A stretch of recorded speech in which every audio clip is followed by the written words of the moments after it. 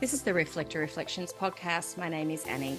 Join me as we journey around the world talking with fellow human design enthusiasts, specifically reflectors, as they experiment and navigate their unique design. Today's beautiful conversation is with Casey, a 4/6 reflector with the cross of the four ways. Beautiful Casey is a fellow Australian, though she's residing over in Mexico currently, and is the leading lady of the Wellness Project. Can't wait to get into sharing your story, Casey. Welcome. Thank you so much. And you'd kind of been coming up in my space for a while, so I thought I'm going to reach out and, hey, can you want to come and have a chat with me? And here you are. So thank you. Yeah, it's same as we were just talking before. The Reflector community is so small. So I was also aware of you. Now, as we do on this, I created this for the simple purpose of sharing our stories. So I want to hear your story. And we start with, how did human design find you, or you find human design? Well, I think like a lot of reflectors, because I'm a human design reader, so I work with a lot of reflectors. And a lot of them say that they often kind of come into human design through other means. And I did the same. Like I was called to be an intuitive and psychic healer. So, every time I would go to intuitive healers, they would tell me like, oh, you're really sensitive and rare. You need to share your gifts. And so I started training and deconditioning and doing all of that through intuition training as I became a healer in that. And then I came across human design through a few different people. And so eventually, when it comes calling, I was like, okay, I need to investigate this. And then I completely switched into human design because it made so much more sense than intuition healing. Mm-hmm. Rather than, reading intuitively or being psychic, the mirror part or mirroring a person's entire energy makes so much more sense, I think. So then I trained to become a human design reader and then switched over. And this is my second year. Wow. And how did that feel for you finding this? I guess you were just saying there that you'd kind of already been on this deconditioning process through other means. But how did it feel for you to be confronted with this blank chart and this is what it said?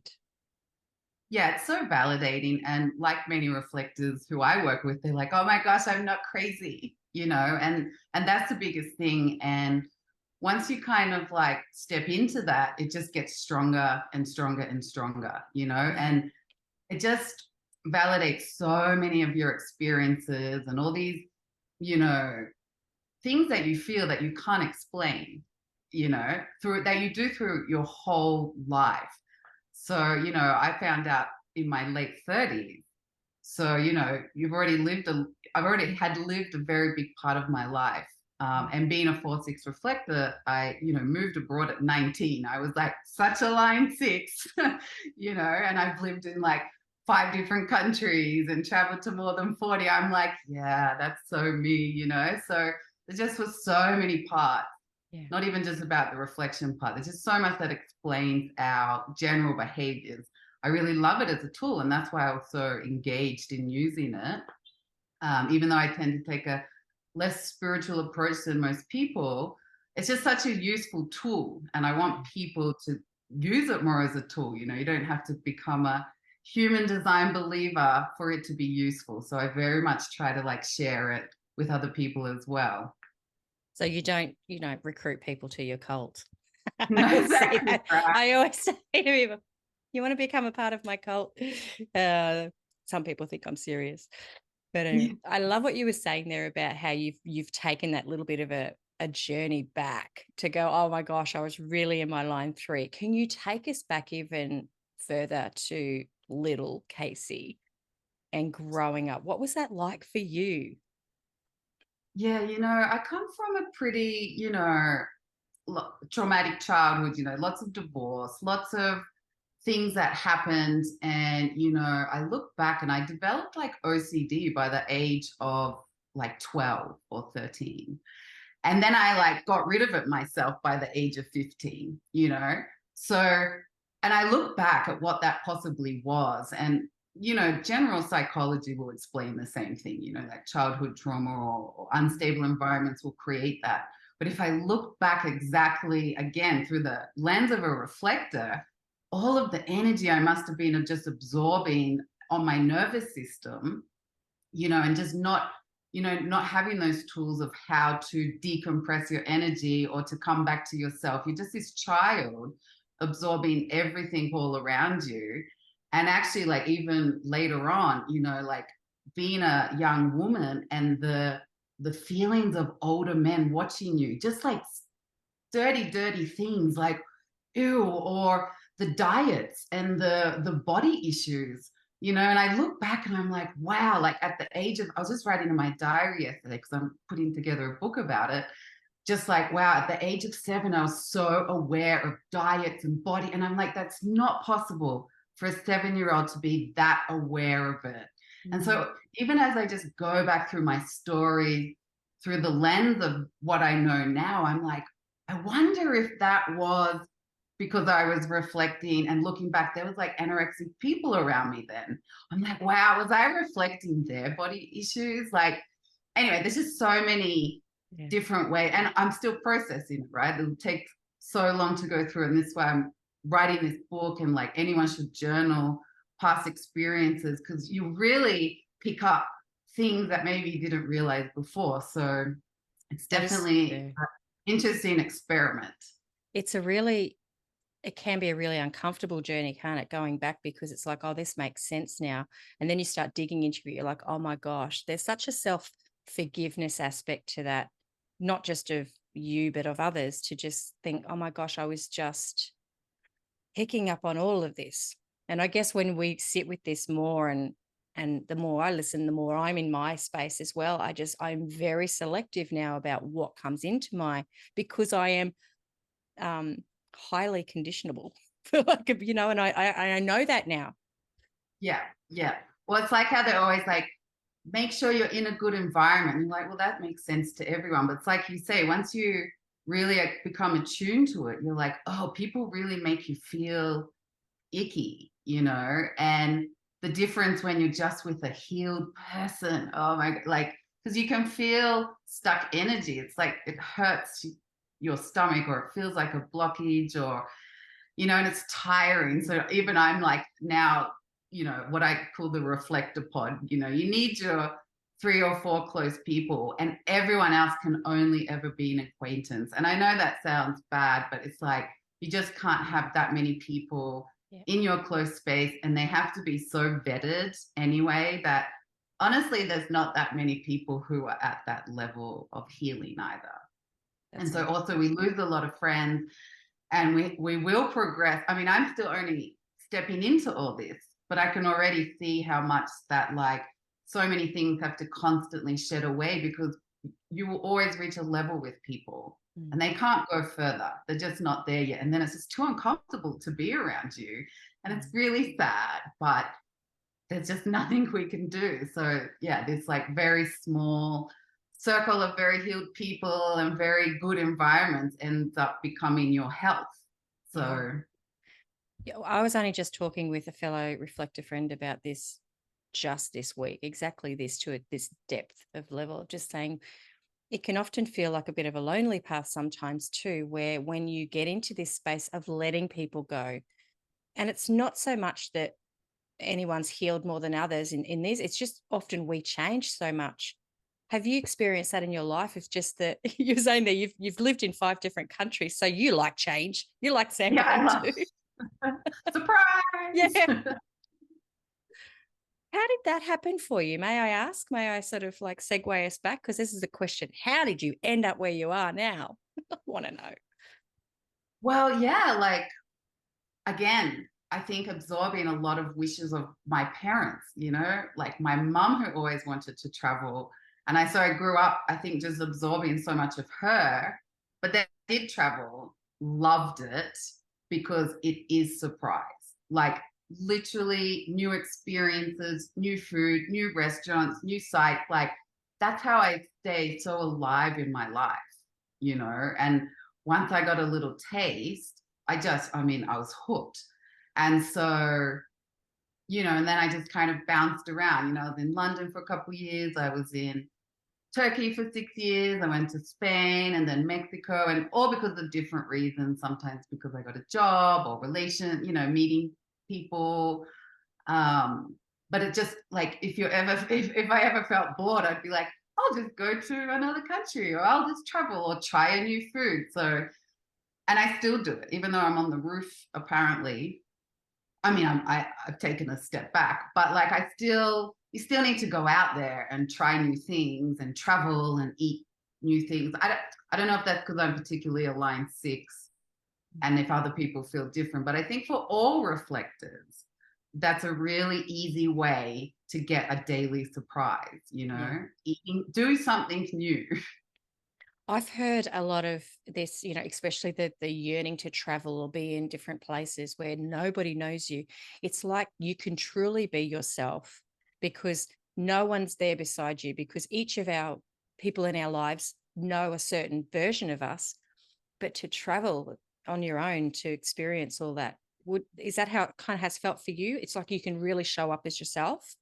You're so right. I was just thinking about that yesterday, like, because Mexico City has almost the same population as all of Australia. And I was like, what do I love about it? And it's that feeling of being anonymous. I was like, just yesterday, I was like, it's that anonymous thing. And you're right, it's exactly for travel. It is just, you can completely detach from the world around you, I mean, just listen in when you want. But yeah, I do find that, like, how they talk about the Teflon aura. And so many projectors come and they're like, oh, I'm so jealous of the Teflon aura. I'm like, that's not how it works. Many reflectors have been subconsciously absorbing energy for years and years. It's not that just energy rolls off us.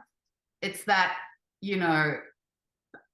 people who are close to us, I think they will always, they just get through that Teflon. There's just no way you can stop it. Also, I'm a line 4 and have gate 19, so I'm particularly attuned to people's needs. So that might be it. Yeah.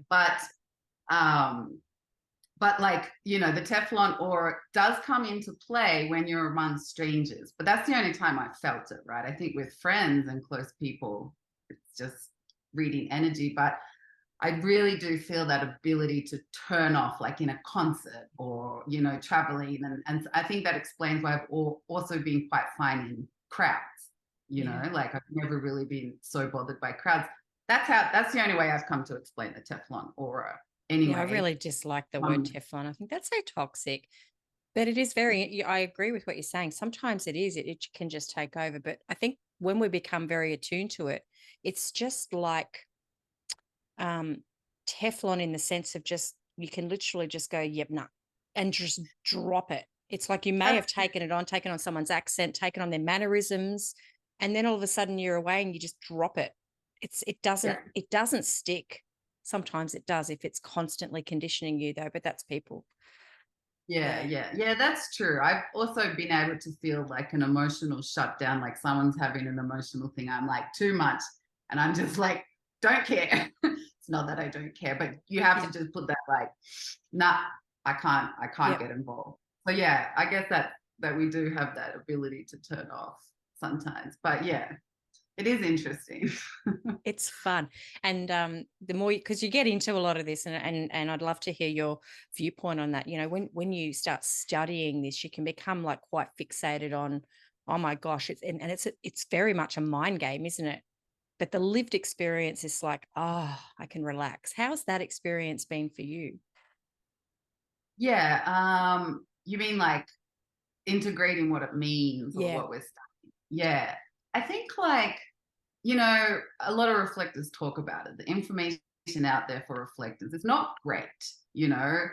It feels like a lot of it's rote. Even what Ra talks about, it feels like he's just repeating what he heard, but he didn't really embody what it means. And so these kind of explanations are still going round and round, like I think I read at the beginning, like reflectors don't have their own personality. And I was like, well, that's not real. If you ask my friends, they're going to be like, she's like got such a strong character.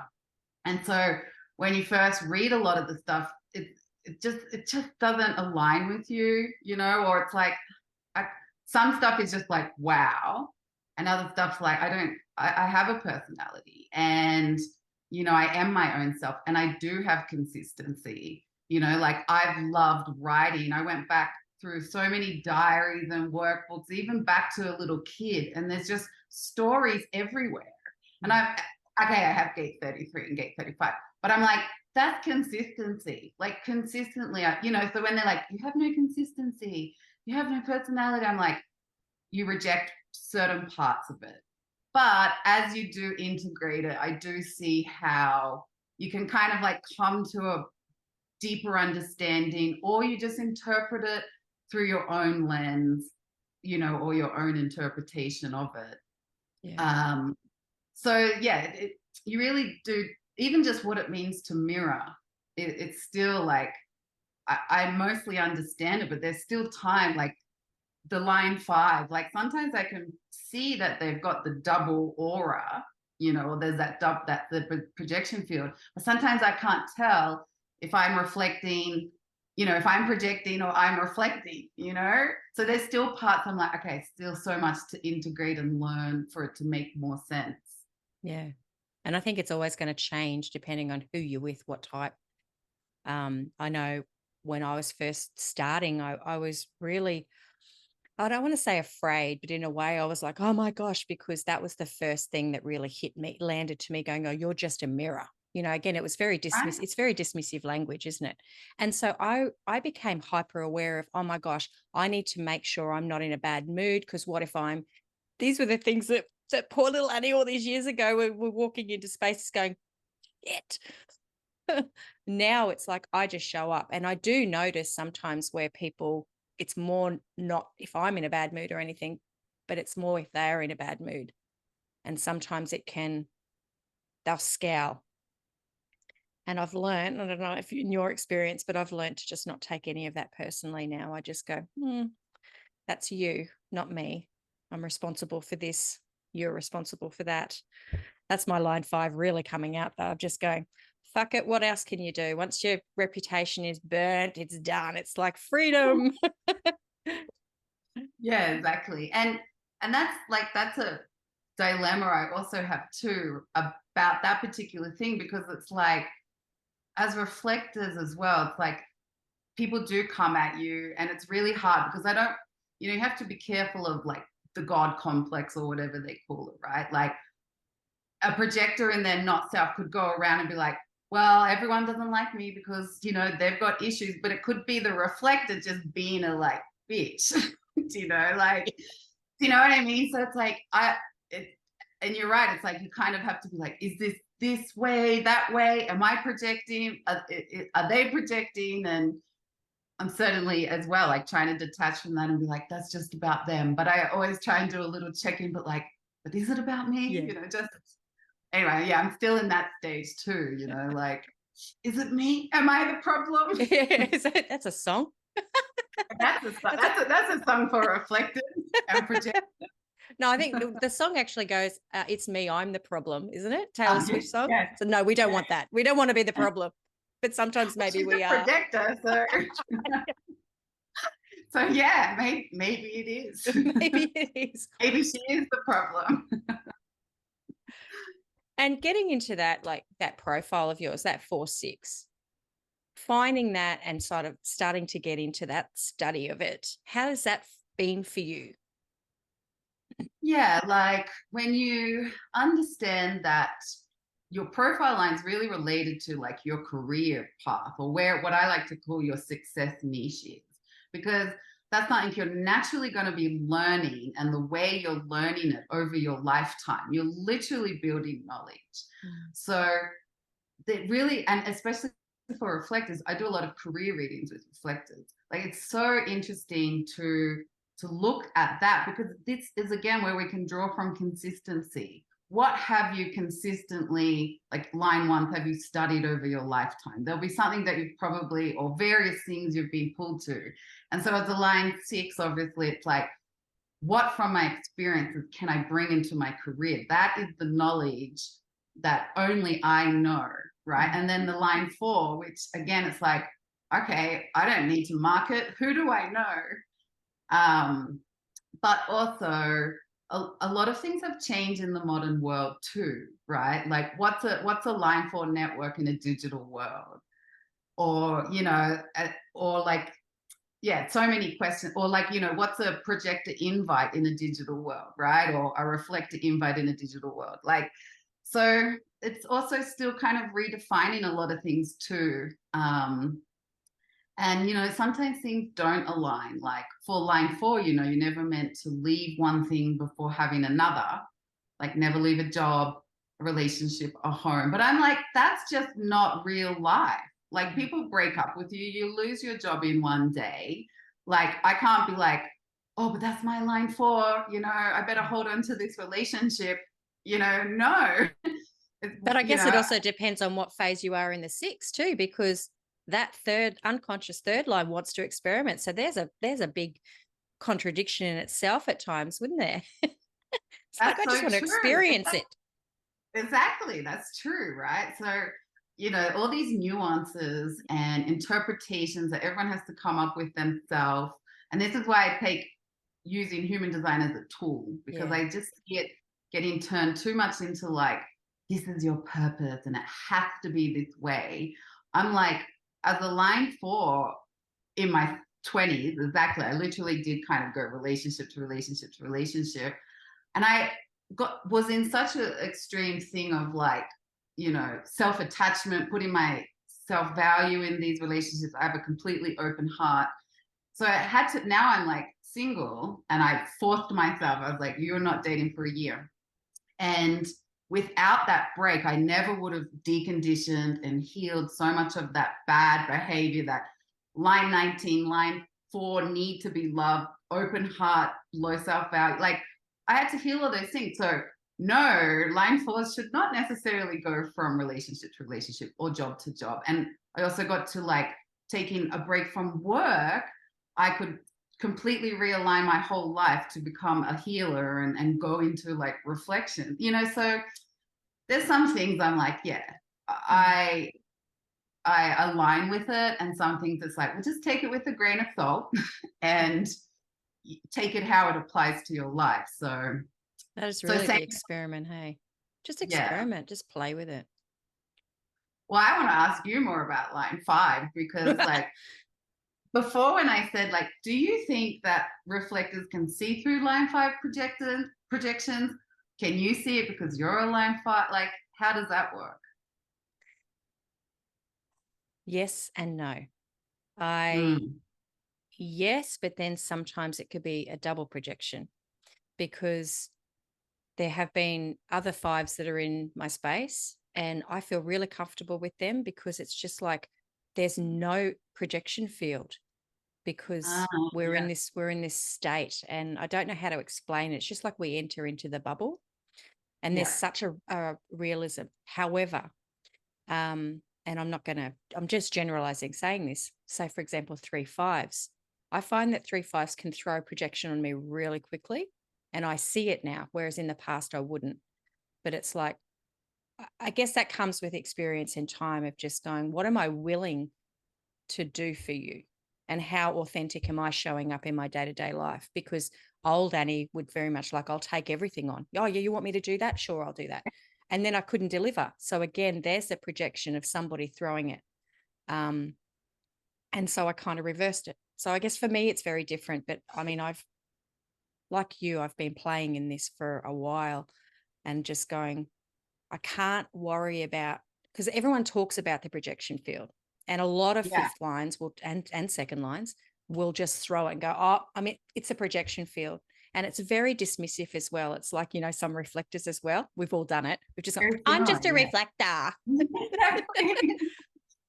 My sins are forgiven. Yeah, that's it. I can do anything I want now because I'm just reflector. And I think I have actually even said that in some times of going, well, it's not me, I'm just reflecting you. And I'm thinking, oh fuck, Annie, that's a bit cringy all those years ago. But anyway, live and learn. All the 3rd lines in my chart, I'm accepting those at the moment too. But yes, I think for somebody outside of a 5th line, because I mean, you've probably got 5 lines in your chart as well. It's more about watching it come at you, because you'll see, and this person, in a way, it's a feeling, and I go, oh, here we go. They've put me on a pedestal and they're about to want something from me, and I'm probably not going to be able to deliver that. And so that's, I think I can sense that now, and I can be clear and say, I just want to ask you, is this what you're expecting? Or is there some way that you can get this outside of me? Yeah. Does that make a bit more sense? Yeah. Yeah. And now you've just given me, this is why sharing stories is so interesting. Now you've given me something to know, to look for as well. That projection. Yeah. I love to, because it is line 5 is after reflectors. I think it's just line 5 are the ones who like need to talk the most and who get the most. And then line 2s, right? Like just all this stuff that doesn't make sense to you. But yeah, interesting. Okay, something to watch for. It just happens in life too. Like we see somebody through our own lens, I suppose. It's like outside of human design, which and we see things through our own lens. And when we want something, even unconsciously, we'll kind of like expect somebody, or we'll look up to somebody. And when they can't deliver, disappointment. There we go. Let's have a chat about disappointment. Appointment. Disappointment. How has that felt for you in your life? Because it's a big thing. It's a big thing. And yeah, like obviously as a line 4, it's probably highlighted. But yeah, I mean, you're just disappointed of people just not doing better. And also when you give so much, like I said, because I'm line 5, gate 19, gate 50, like it's just all there. So just very needy my whole life and working on that. But reflective brain. Yeah. Where did that thought go? I love it. Oh my gosh. Yeah. Disappointment. We're just, disappointment. yeah. Yeah. So disappointment in people, just like not giving back what you give to them. And when you're not aware of being a reflector and you've energetically been giving this for years, when you start taking space, this is also where a lot of the loss comes. They're like, wait, you're not here for me all the time anymore. And they can't give you that space. Even like really your family, close friends are just not used to you taking that space. And after all you've given, they will still turn on you. And it's just so deeply disappointing. And so, of course, reflectors are going to have to get used to letting go, but not getting caught in that disappointment. And then there's just the general disappointment in mankind. Because like, like I was married for 12 years and I got divorced and I'd never been on the apps before, ever, right? Because I got married in my late 20s. And so just coming back into the dating world, how disappointed I was at the behaviors that people are doing to each other. I'm like, they're just caught in this big cycle of like ghosting each other, treating each other bad, then crying over it, then ghosting the next person. It's just, I'm like, how do we fix this? So there's just lots of general disappointment. And I think this is why Ra talks a lot about reflectors have to rise above everything, or the program, or whatever you want to call it. But like, there is no other way a reflector will survive and get out of that disappointment if you don't just rise up, you just shake it off, rise above it, and that's it. Like you just can't live in this world, I don't think. Yeah. And I found recently it can be as simple as just shaking it off. It's just literally just going, it's not mine. Not attaching to it anymore, just letting it go. I'm super curious. Dating in this day and age. Oh gosh. Dating as a informed reflector. I'm sure you've got a story. I'll be honest, friend. I've been on one date and that was awful.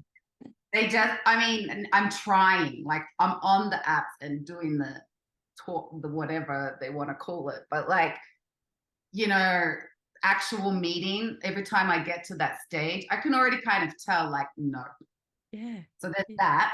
And then I did go to one and they're just like, oh my gosh, this guy, I think we both knew it wasn't anything, but he's just like telling me how he cheats all the time. And he's like so in love with his ex-girlfriend. And like, I'm just like, why are you doing this? And then when it finished, he literally, it's like he out of a dream. He's like, oh my gosh, I have never had such an honest conversation with someone. I'm like, dude, it was the first date. Like, And you need to pay for that. That's a session right there. I was like, oh, it's going to be, I need to put on my Tinder profile is going to be like Tinder therapy or like the Tinder healer or something. Like, I'm not going to date. I'm just going to go and try and help them.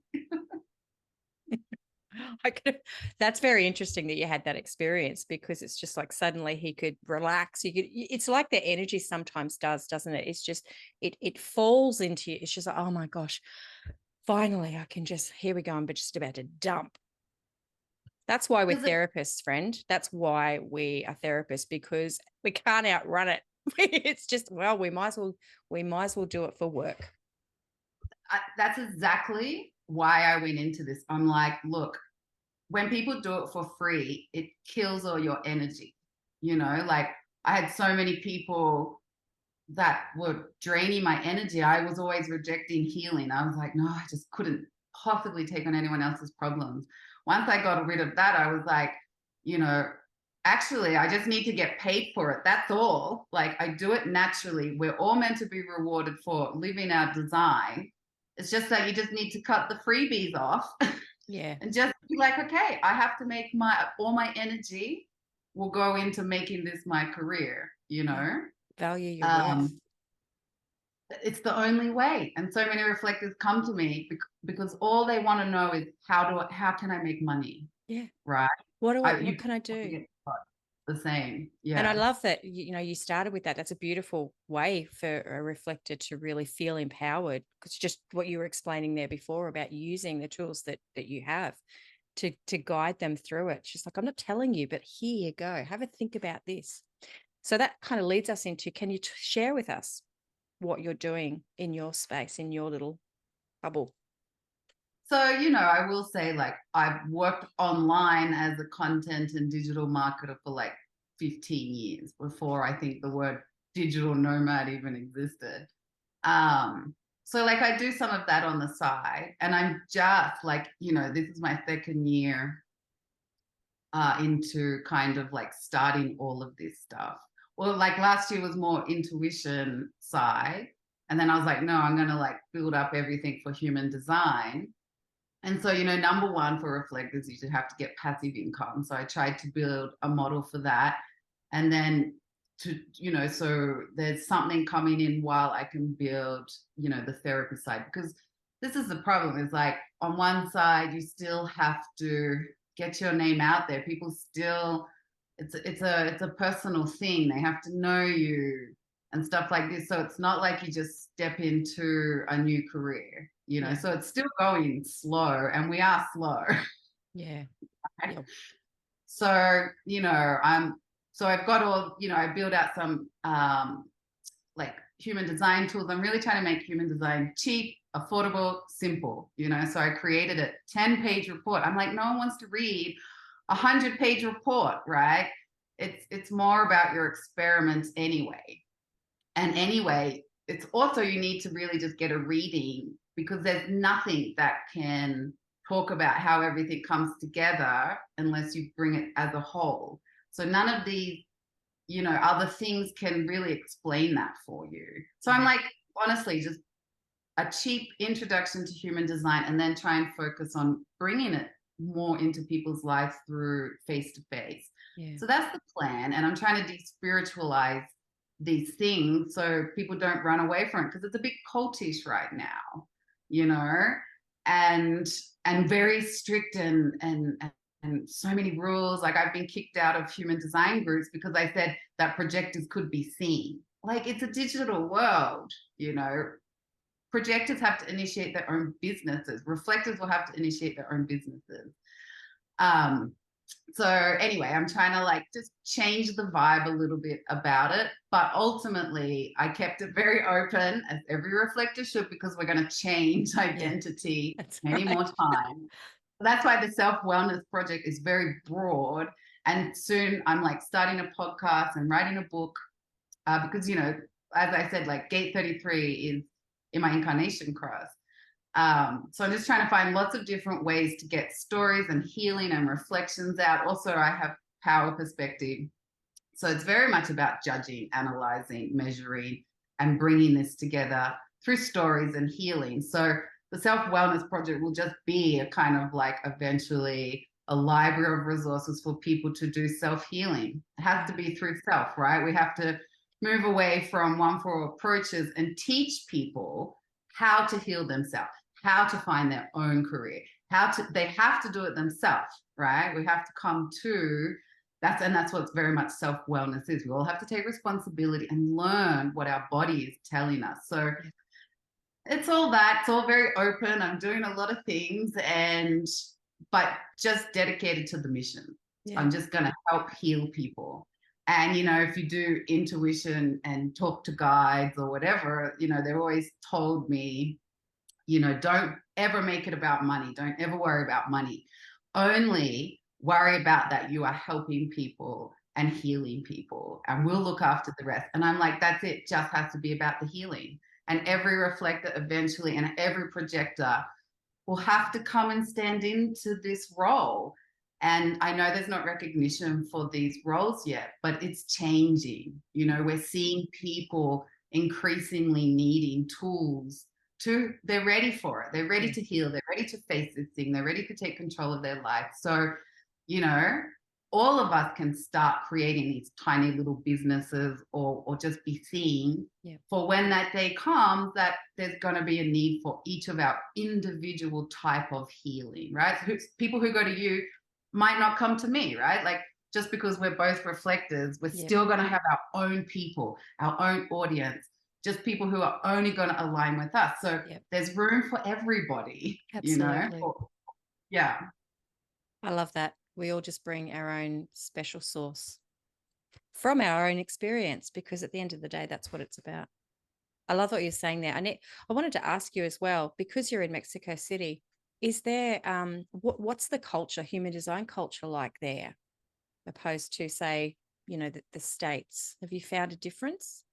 Yeah, like, because it's also majority Spanish here too. So like, I'm not like working in Spanish yet, even though I can kind of do it in Spanish, but definitely it's growing, but it's not as big as in Australia and the States. But that's pretty normal for all of these kind of new age approaches and tools and stuff like that. So, but, you know, I think as well, like I saw another reflector from Byron Bay, where I also used to grow up.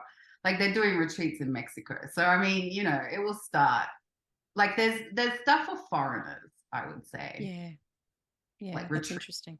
Yeah. I've had a couple of people sort of ask, and I think I started to do it and then it just got a little bit hard. They asked, obviously, is there more human design in Spanish? You know, can you put subtitles on in Spanish so that people, because I talk too fast. But no, but it was always something, and I'm kind of like revisiting that again and going, yeah, I did drop the ball there. So for anybody listening in Spanish and the other languages, I think it's something I need to bring in. So there's a need. I think that there's a need, and you're pretty fluent in Spanish. Yeah, I could do one. It just wouldn't be as good, and then, you know. The pressure. Oh my God, the pressure. I just threw something at you. It's just like, Do you have anything else that you'd like to share before we wrap up, dear Casey? Is there anything that you'd like to? I think, you know, like, just for reflectors, I think for everyone, like, definitely trying to empower reflectors. And, you know, although we really do have to be careful about, you know, making sure we're invited or being aware of where they are in their process. But people are going to want this. You know, they're going to want to be pulled out of their, you know, station, you know, where their state today, and just like, boom, jump forward 10 years, you know.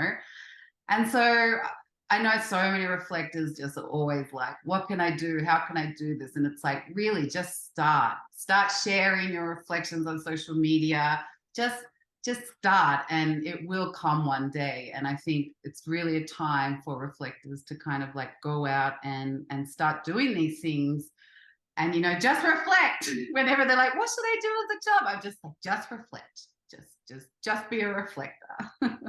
I love that you say, and it's just mentioning that about the, inviting of reflectors, because it's been kind of murmuring in this space of just going, sometimes we can give our opinions a little bit before people are ready.